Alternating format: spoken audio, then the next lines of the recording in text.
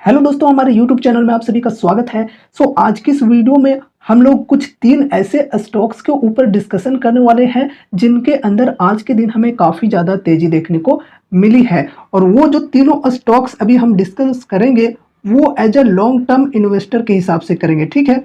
जिनके अंदर हम लॉन्ग टर्म में इन्वेस्ट करके काफ़ी अच्छी वेल्थ क्रिएट कर सकें। लेकिन मोस्ट इम्पोर्टेंट बात कि यहाँ पर आप सभी को कोई भी रिकमेंडेशन या फिर कोई भी एडवाइस नहीं दी जाएगी, ठीक है?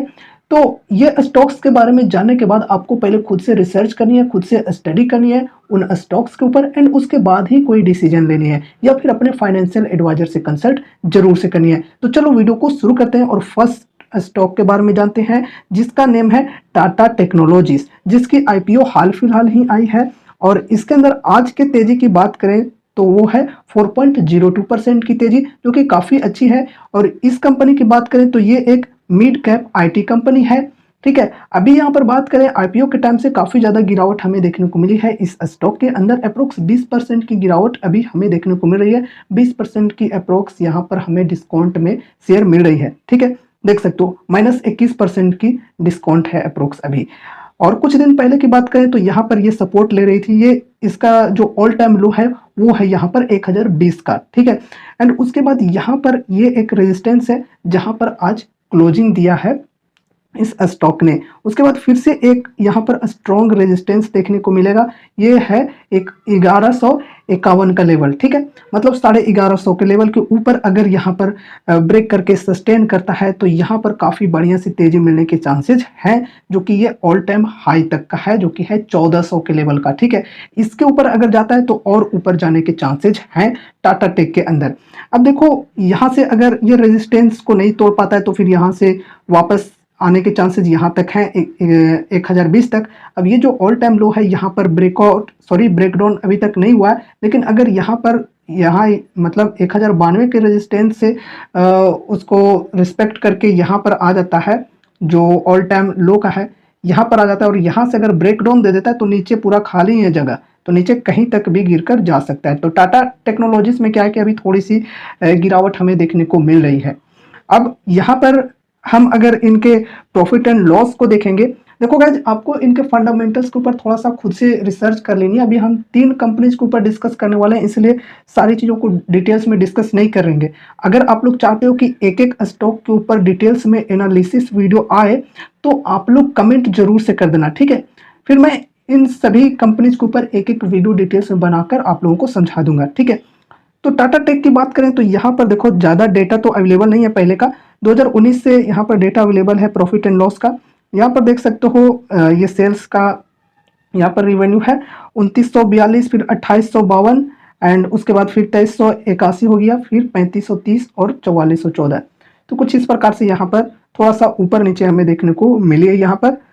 एंड उसके बाद यहाँ पर अगर नेट प्रॉफिट की बात करें 353, 252, 239, 437, और अभी बात की जाए मार्च 2023 की तो ये है 624। तो ऊपर नीचे काफ़ी हुई है थोड़ी बहुत, ठीक है? और चूंकि ये एक टाटा की कंपनी है तो टाटा के ब्रांड की वजह से लोग काफ़ी ज़्यादा इंटरेस्टेड होते हैं इस प्रकार की कंपनी के ऊपर, ठीक है? जिस प्रकार से केपीआईटी काम कर रही है ईवी के ऊपर, उसी प्रकार से ये टाटा टेक भी काम कर रही है, ठीक है? और टाटा के जो गाड़ियाँ होती है उनके ऊपर टाटा टेक्नोलॉजीज काम करती है, ठीक है? तो इनके जो मेजर क्लाइंट्स हैं टाटा टेक की, वो टाटा मोटर्स ही हैं, ठीक है? इन चीज़ों को समझो। अब देखो यहाँ पर कंपाउंडेड सेल्स ग्रोथ की बात की जाए तो 10 साल 5 साल का अवेलेबल नहीं है। 3 साल का है 16%, ट्रेलिंग 12 मंथ का 25%। प्रॉफिट ग्रोथ की बात करें तो 3 साल में 34%, ट्रेलिंग 12 मंथ में 43%। स्टॉक प्राइस सीएजीआर का डाटा अवेलेबल नहीं है। एंड रिटर्न ऑन इक्विटी की बात की जाए तो ये भी ठीक ठाक है, 3 साल में 19% और लास्ट ईयर का 24%, ठीक है? तो इस स्टॉक की बात की जाए तो ये एक मिड कैप आईटी कंपनी है, जिसकी मार्केट कैप अप्रोक्स 40 से 45 हज़ार करोड़ की है। और फ्यूचर में ग्रोथ करने के चांसेस हैं, क्योंकि इनका बिजनेस ऐसा है कि फ्यूचर में ख़त्म होने वाला नहीं है। फ्यूचर ही आगे ईवी का है, तो ईवी के ऊपर ये काम करती है। इनकी मतलब इंजीनियरिंग डिपार्टमेंट से ये बिलोंग करती है, ठीक है, ये कंपनी। तो ईवी के लिए ये काम कर रही है, तो ईवी का फ्यूचर आगे चलकर ग्रो करने ही वाला है। तो उस सेगमेंट में बात की जाए इसके फ्यूचर की, तो चलो उस हिसाब से हम इसे ठीक मान सकते हैं। As a long term investor, लेकिन कोई भी रिकमेंडेशन नहीं है। ठीक है, अब देखो यहाँ पर आप लोगों को खुद से रिसर्च करनी जरूरी है। बिना कोई रिसर्च किए आपको कोई भी इन्वेस्टमेंट नहीं करनी है किसी भी कंपनी में, नहीं। ठीक है, क्योंकि मैंने शॉर्टकट में आप लोगों को बताया है कंपनी के बारे में, तो आपको डिटेल्स में एजुकेशन लेनी होगी, डिटेल्स में जानकारियां लेनी होगी। तो अब हम नेक्स्ट कंपनी की बात करते हैं जिसका नेम है एमटार टेक। ये एक डिफेंस सेक्टर की कंपनी है। ठीक है, डिफेंस के लिए ये इक्विपमेंट्स बनाती है। साथ ही साथ अगर स्पेस के लिए जो रॉकेट्स वगैरह होते हैं वो भी बोले तो वो भी ये कंपनी बनाती है। ठीक है, आज के दिन इसकी तेजी की बात करें तो 7% की तेजी हुई है। और यहाँ पर देखो क्या है कि ये जो डिफेंस सेक्टर से बिलोंग करती है, तो डिफेंस सेक्टर का जो स्टॉक है उसमें अभी के टाइम में काफ़ी ज़्यादा तेजी देखने को मिली है कुछ सालों में, क्योंकि वर्तमान की जो सरकार है उन्होंने डिफेंस के ऊपर काफ़ी ज़्यादा फोकस किया है। और अभी चूंकि इलेक्शन है, तो इलेक्शन में अगर बीजेपी सरकार की विनिंग होती है तो फिर चांसेज है कि और ऊपर ये स्टॉक देखने को मिले, और इसके जैसे जितने भी डिफेंस के स्टॉक्स हैं अगर उनकी हार हो जाती है तो फिर इसको गिरावट देखने को मिलेगा इसके अंदर। ठीक है, ये चीजें हैं। डिफेंस सेक्टर के जितने भी स्टॉक हैं उनमें ठीक ठाक तेजी देखने को मिले कुछ सालों में। अभी देख सकते हो यहाँ पर ऑल टाइम हाई से काफी ज्यादा गिर चुका है क्योंकि ऑर्डर्स की थोड़ी सी कमी आ गई है। वैसे खूब ऑर्डर्स इनको मिले हैं कुछ टाइम में। और ये जो स्टॉक है ये एक स्मॉल कैप की स्टॉक है। ठीक है, मार्केट कैप की बात करें लगभग 5 से 6 हजार करोड़ की मार्केट कैप है। तो यहाँ पर एक लिमिटेड अमाउंट के साथ चलें तो ठीक है। ठीक है, ज़्यादा वेटेज नहीं देने चाहिए पोर्टफोलियो में, बस छोटे से अमाउंट के साथ जाना चाहिए, क्योंकि ये जो स्टॉक होते हैं इसमें रिस्क काफ़ी ज़्यादा होता है तो रिवॉर्ड भी काफ़ी ज़्यादा होता है। ठीक है, तो इसलिए लिमिटेड अमाउंट के साथ यहाँ पर जाना चाहिए। लेकिन कोई भी रिकमेंडेशन या फिर कोई भी एडवाइस नहीं है, तो आपको खुद से रिसर्च या खुद से स्टडी करनी है स्टॉक के ऊपर। ठीक है, अभी यहाँ पर इसके लेवल की बात करें तो लेवल था यहाँ पर ये सपोर्ट का 1682 पर। अभी यहाँ पर ये एक रेजिस्टेंस है 1893 का, तो देख सकते हो यहाँ पर उसी के पास ये क्लोजिंग दिया है। नेक्स्ट यहाँ पर इसके पास आ जाएगा सपोर्ट रेजिस्टेंस 2087 का, एंड उसके बाद यहाँ पर है 2218 का रेजिस्टेंस। लेकिन मेन अगर हम मानकर चलें कि ये जो रेजिस्टेंस है 2218 का, इसे अगर ब्रेक करके सस्टेन करता है, ब्रेकआउट देकर ऊपर सस्टेन करता है, तो फिर चांसेज हैं कि यहाँ तक पहुँचे। ठीक है, एंड इसके बाद अगर इसके ऊपर सस्टेन करता है तो फिर आगे का रास्ता पूरा खुला है। ठीक है, तो अभी यहाँ पर आज के दिन काफ़ी ज़्यादा तेज़ी देखने को मिली है, और पिछले एक दिन में भी देख सकते हो, कल के दिन भी तेज़ी देखने को मिली थी और आज के दिन भी। देखते हैं कल यहाँ तक पहुँच पाता है या नहीं। बाकी नीचे जो है अगर यहाँ ब्रेकआउट नहीं करके सस्टेन कर पाता है तो यहाँ से यहाँ फिर सपोर्ट पर आने के चांसेस है, और सपोर्ट को नीचे ब्रेकडाउन दे देता है तो फिर नीचे और भी ज़्यादा जाने के चांसेस हैं। ठीक है, अभी यहाँ पर ऑल टाइम हाई से बात करें तो -34% की डिस्काउंट पे अवेलेबल है। ठीक है, इनके प्रॉफिट एंड लॉस स्टेटमेंट की अगर बात की जाए तो यहाँ पर देख सकते हो 100 करोड़ 2012 में, और अभी ट्रेलिंग 12 मंथ में 633 करोड़ हो चुकी है। 100 से यहाँ पर देखो 95 करोड़ 105 81 81 101 157 184 214 246 322 573 और 633। तो यहाँ पर कुछ सालों में इनकी जो अर्निंग है वो काफ़ी हद तक बढ़ी है, काफ़ी तेज़ी से बढ़ी है, देख सकती हो।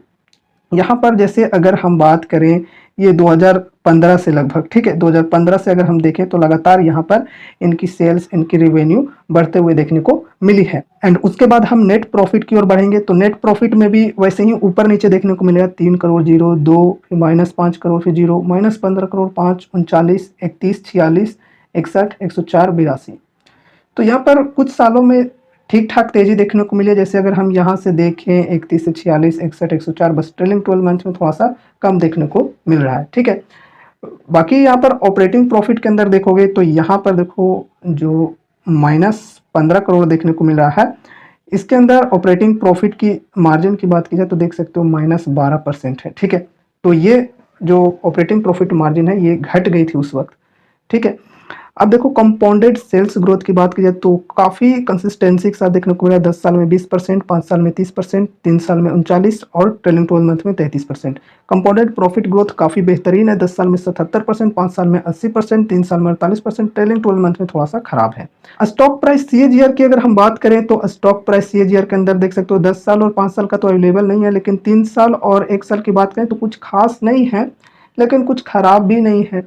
3 साल में 19% के CAGR से स्टॉक का प्राइस बढ़ा है और 1 साल में 11% के CAGR से।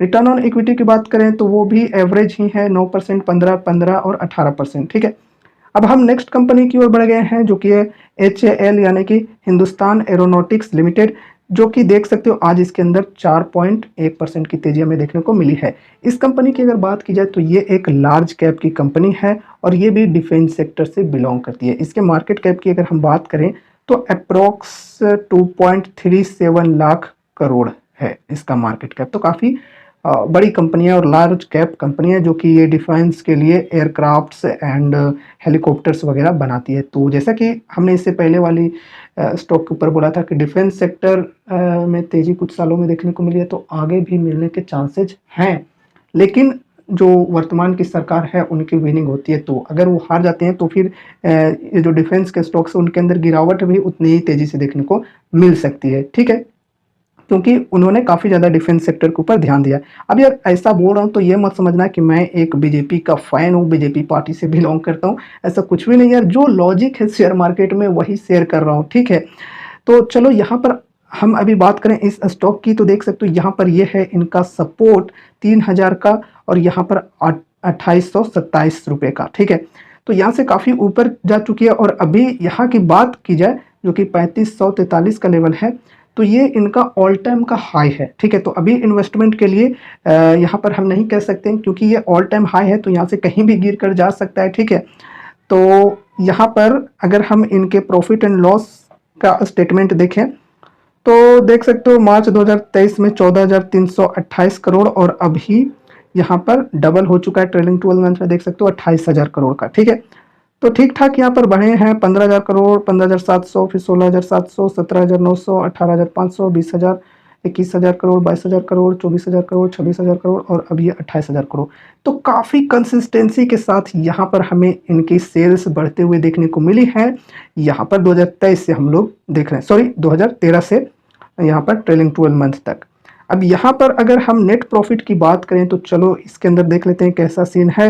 यहाँ पर 2997 लगभग 3000 मानकर चल सकते हो। यहाँ पर थोड़ा सा घट गया 2693 हो गया नेट प्रॉफिट, फिर यहाँ पर घट गया 2388, फिर यहाँ पर घट गया 1998 2616, फिर थोड़ा सा यहाँ पर बढ़ा है, फिर यहाँ पर घट गया, फिर 2346, 2842, 3200, 5000, 5800, 6100। तो यहाँ पर थोड़ा सा इधर के टाइम की बात करें तो इधर थोड़ा सा यहाँ तक अगर देखा जाए तो थोड़ा सा ऊपर नीचे अप्स एंड डाउन हुए एंड उसके बाद जो रफ्तार पकड़ी है इन्होंने काफ़ी बढ़िया तरीके से पकड़ी है, ठीक है। तो वो कब का टाइम है, यहाँ पर 2019 से बात करें तो काफ़ी बढ़िया तरीके से नेट प्रॉफिट भी बढ़ा है। बाकी सेल्स की बात करें तो बढ़िया तरीके से बढ़ी है आगे भी, ठीक है। और यहाँ पर देखें अगर इससे पहले 2019 से पहले तो देख सकते हो ऑपरेटिंग प्रॉफिट की जो मार्जिन थी वो कम थी, ठीक है। अब 2019 से बात करें तो देख सकते हो ऑपरेटिंग प्रॉफिट की जो मार्जिन है वो 20 प्लस की है, ठीक है। इस वजह से यहाँ पर भी देख सकते हो नेट प्रॉफिट जो है वो काफ़ी तेज़ी से बढ़ी है।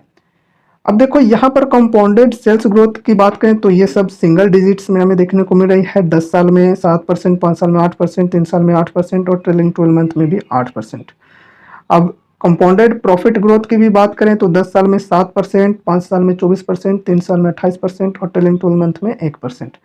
अब स्टॉक प्राइस CAGR की बात करें तो देखो जितना प्रॉफिट ग्रोथ नहीं है परसेंटेज में या फिर सेल्स ग्रोथ नहीं है, उतना ज़्यादा तो यहाँ पर स्टॉक प्राइस बढ़ा है CAGR से। देख सकते हो 5 साल में 57% की CAGR से स्टॉक का प्राइस बढ़ा है, 3 साल में 87% से, 1 साल में 151% से। रिटर्न ऑन इक्विटी की बात करें तो ये भी ठीक है, 22%, 25%, 27%, 27%, ठीक है। तो रिटर्न ऑन इक्विटी भी बेहतर है। और ये रही हमारी आज की कुछ 3 ऐसे स्टॉक्स जिनके अंदर आज के दिन हमें काफ़ी ज़्यादा तेज़ी देखने को मिली है। ये तीनों स्टॉक्स की बात की जाए तो तीनों जो सेक्टर से बिलोंग करते हैं वो सेक्टर काफ़ी ज़्यादा इम्पोर्टेंट सेक्टर है। चाहे हम यहाँ पर IT सेक्टर की जो टाटा टेक्नोलॉजी कंपनी है उसके लिए बात करें या फिर डिफेंस सेक्टर की बात करें, तो इन दोनों का जो सेक्टर है वो फ्यूचर सेक्टर है, ठीक है। क्योंकि डिफेंस सेक्टर में पता ही है कि सब कंट्रीज अपने अपने डिफेंस सिस्टम को आगे बढ़ा रहे हैं, काफ़ी ज़्यादा प्रोग्रेस करने के ऊपर लगे हुए हैं। IT सेक्टर की बात करें तो ये भी ज़रूरी है और ऊपर से ये EV के ऊपर काम कर रही है टाटा टेक्नोलॉजीज, ठीक है। तो इस हिसाब से देखा जाए तो फ्यूचर ठीक है इन स्टॉक्स का एंड गवर्नमेंट का भी सपोर्ट है EV के ऊपर और डिफेंस के ऊपर, तो बढ़िया है। बाकी गवर्नमेंट के अनुसार भी यहाँ पर स्टॉक के ऊपर तेजी या फिर गिरावट देखने को मिल सकती है आगे चलकर फ्यूचर में। ठीक है, इलेक्शन के बाद अगर जैसी वीलिंग होती है वैसी यहाँ पर इन स्टॉक्स के अंदर तेजी देखने को मिलेगी, ये भी हम नकार नहीं सकते हैं। लेकिन as a long term investor अगर हम बात करें इन स्टॉक्स पे, तो ये स्टॉक्स ठीक है, मैनेजमेंट भी बढ़िया है इन कंपनीज का, तो आगे चलकर ग्रो करने के चांसेज हैं। सेक्टर भी चूंकि काफ़ी बढ़िया है एंड यहाँ पर गवर्नमेंट का भी अगर सपोर्ट मिल जाता है तो और भी अच्छी बात होगी। ठीक है, लेकिन मोस्ट इंपॉर्टेंट बात कि जो भी स्टॉक्स के ऊपर हमने अभी डिस्कशन किया है वो प्योरली एजुकेशनल पर्पज से किया है, तो कोई भी रिकमेंडेशन या फिर एडवाइस मत समझना। आपको पहले अब इन स्टॉक्स के ऊपर खुद से स्टडी करनी है, खुद से रिसर्च करनी है कि कौन सा स्टॉक आपके लिए बेहतर हो सकता है, किसमें कितना अच्छा रिटर्न बन सकता है। जैसे HL पर हमने देखा कि रिटर्न कुछ खास नहीं थे, सेल्स ग्रोथ अगर हम बात करें या फिर प्रॉफिट ग्रोथ वगैरह उनकी, तो कुछ खास मुझे नहीं लग रहे थे। मुझे ऐसे सेल्स एंड प्रॉफिट ग्रोथ वाले चाहिए जो अप्रोक्स कम से कम 20% की रेट से बढ़े। ठीक है, सेल्स या फिर प्रॉफिट दोनों की बात करें तो उसमें क्या है कि अगर ये चीज़ें खोजेंगे तो इसमें रिस्क भी होगा, रिवॉर्ड है तो रिस्क भी होगा। ठीक है, तो उस टाइप की मैं खोजता हूँ। बाकी आप अपने अनुसार देख लेना, अगर आपको ठीक लगता है तो उसी अनुसार डिसीजन लेना। ठीक है, लेकिन आपको खुद से रिसर्च करना जरूरी है या फिर अपने फाइनेंशियल एडवाइजर से कंसल्ट जरूर से करना। तो उम्मीद है कि ये वीडियो आप सभी को जरूर से पसंद आई होगी, तो इस वीडियो को लाइक कर देना। अगर अभी भी कोई क्वेश्चन है, कोई भी डाउट्स हैं तो कमेंट के माध्यम से पूछ सकते हो। तो मिलते हैं अगले नए वीडियोज के साथ, तब तक के लिए बाय बाय।